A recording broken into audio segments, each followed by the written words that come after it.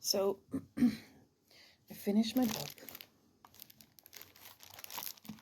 about the history of the white nationalist movement.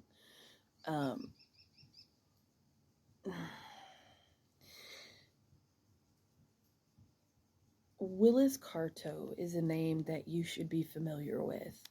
He is the reason why we have Donald Trump. This man is everywhere, and he spent his years pushing fascism, denying the Holocaust, and just really pushing bigotry. And without him, we wouldn't have the current era of the Republican Party.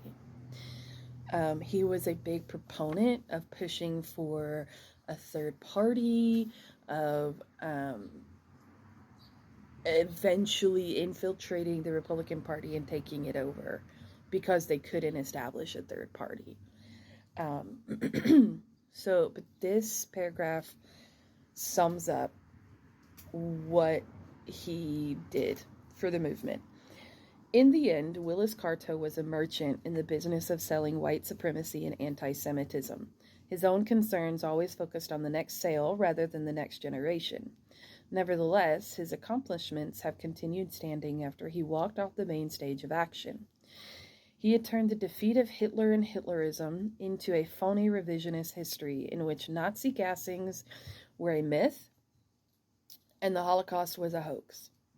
He had constructed a mainstreaming tendency in the movement, jettisoning the white sheets and brown shirts.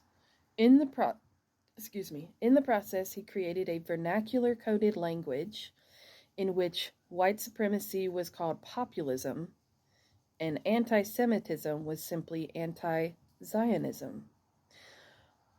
More than any other individual in his time and place, he built the infrastructure and generated the resources supporting a long-standing white supremacist political movement.